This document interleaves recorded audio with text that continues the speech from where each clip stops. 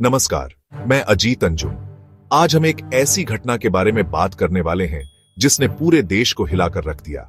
एक ऐसी त्रासदी जो हमेशा के लिए इतिहास के पन्नों में दर्ज हो गई। आज हम बात करेंगे उस दिन की जब गुजरात के आसमान में मौत ने तांडव मचाया। आसमान में छाए काले बादल मानो किसी अनहोनी का संकेत दे रहे थे। 12 जून 2025 अहमदाबाद एयरपोर्ट से एयर इंडिया की फ्लाइट 171 लंदन के लिए रवाना हुई। एक सामान्य दिन की तरह विमान ने उड़ान भरी। बोइंग 787 ड्रीमलाइनर 241 लोग सवार, अपने सपनों को लेकर अपने परिवार से दूर एक नए सफर की शुरुआत करने वाले यात्री। कुछ ही मिनटों में आसमान में आग का गोला बन चुका विमान, एक भयानक मंजर जिसने सबकी सांसें थाम दी। मेडिकल कॉलेज हॉस्टल पर गिरा, एक रिहायशी इलाका जहां छात्र अपने भविष्य को संवारने में लगे थे, पल भर में मातम में बदल गया। धमाका, आग, चीख पुकार, हर तरफ अफरा तफरी का माहौल था। 241 यात्रियों के साथ 29 छात्र और कर्मचारी भी मारे गए। एक साथ इतनी जिंदगियों का खात्मा, ये एक ऐसा घाव है जो कभी नहीं भरेगा। ये सिर्फ आंकड़े नहीं, टूटी जिंदगियों की कहानी है। उन परिवारों का दर्द है जिन्होंने अपने प्रियजनों को खो दिया। सपनों के साथ आसमान में उड़ते लोग और नीचे अपने भविष्य की तैयारी करते छात्र, दोनों ही अनजान थे कि मौत उनका इंतजार कर रही है। एक झटके में सब खत्म, सब कुछ राख में तब्दील हो गया। सरकार, एयर इंडिया, बोइंग, सबने जांच और मुआवजे का ऐलान किया। लेकिन क्या इससे उन परिवारों को इंसाफ मिलेगा? लेकिन क्या कुछ लाख रुपए उन परिवारों का दर्द कम कर सकते हैं? क्या इससे उनकी जिंदगी वापस आ सकती है? लोग डरे हैं, गुस्से में हैं। वे जानना चाहते हैं कि आखिर ये सब कैसे हुआ। सवाल है, इतना बड़ा हादसा हुआ कैसे? किसकी गलती थी? क्या यह सिर्फ तकनीकी खराबी थी या लापरवाही? क्या सुरक्षा मानकों का उल्लंघन किया गया था? क्या हम अगली बार विमान में बैठेंगे तो सुरक्षित रहेंगे? क्या हमारी जान की कोई कीमत नहीं है? इन्हीं सवालों के जवाब जानने के लिए हम इस तहकीकात में उतरेंगे। हम सच को सामने लाने की कोशिश करेंगे ताकि भविष्य में ऐसी घटनाओं को रोका जा सके। हादसे के बाद शुरुआती तौर पर विशेषज्ञों ने इसे तकनीकी खराबी बताया। एक संभावित वजह शायद इंजन में कोई दिक्कत थी या फिर फ्लैप्स में कोई खराबी आ गई थी। ये शुरुआती अटकलें थीं जो जांच के दौरान सामने आईं। बोइंग 787 की सुरक्षा पर सवाल उठे क्योंकि यह विमान पहले भी कई तकनीकी समस्याओं का सामना कर चुका था। क्या यह हादसा उसी कड़ी का हिस्सा था?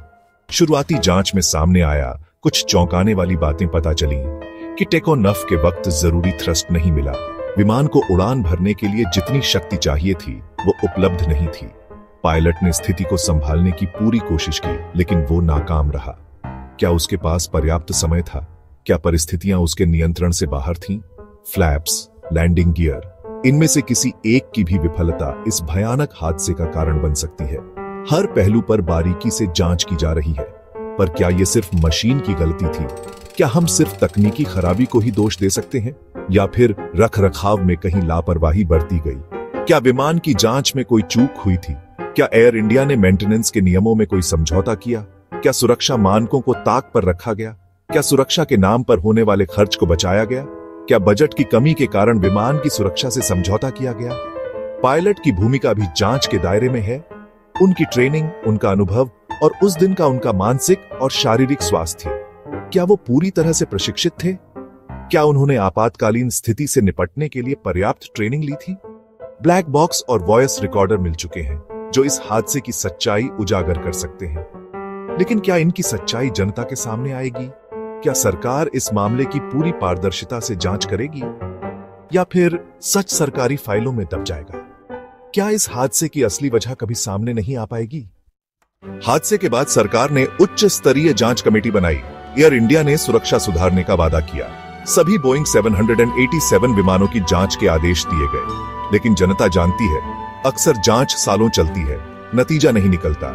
इस बार भी क्या सच सामने आएगा या बड़ी कंपनियां और ताकतवर लोग जांच को प्रभावित करेंगे? एयर इंडिया की प्रतिष्ठा दांव पर है।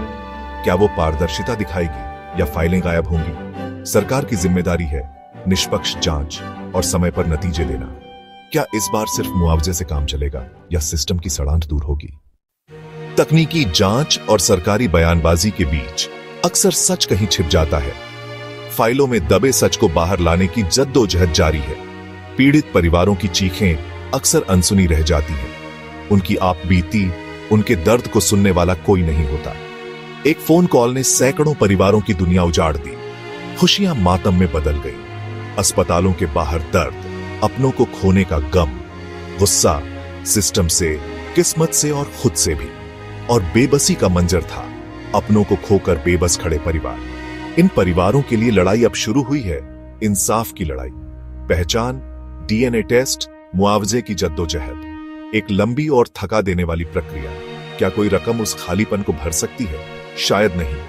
हवाई यात्रा को लेकर लोगों में डर बैठ गया है, एक अनजाना सा खौफ। अगर सबसे आधुनिक विमान गिर सकता है तो बाकी का क्या भरोसा? सुरक्षा पर सवाल उठ रहे हैं। हॉस्टल में मारे गए छात्रों के परिवारों का दर्द सबसे गहरा है। उनके सपने चकनाचूर हो गए। उन्होंने कभी सोचा भी नहीं था कि ऐसा होगा। ये एक ऐसी त्रासदी है जिसके बारे में कोई सोच भी नहीं सकता। इनकी लड़ाई तब तक जारी रहेगी जब तक सच सामने नहीं आता और दोषियों को सजा नहीं मिलती। अब बड़ा सवाल, क्या यह सिर्फ हादसा था या लापरवाही और साजिश की परतें छिपी हैं? एयर इंडिया के निजीकरण के बाद क्या मेंटेनेंस पर दबाव था? दुनिया भर में एयरलाइंस मुनाफे के लिए सुरक्षा से समझौता करती रही हैं। क्या यहां भी ऐसा हुआ? क्या नकली पुर्जे, अधूरा मेंटेनेंस, थके क्रू, इनमें से कुछ वजह बनी? जांच में देरी, पारदर्शिता की कमी, क्या किसी को बचाने की कोशिश हो रही है? बोइंग की साख दांव पर है।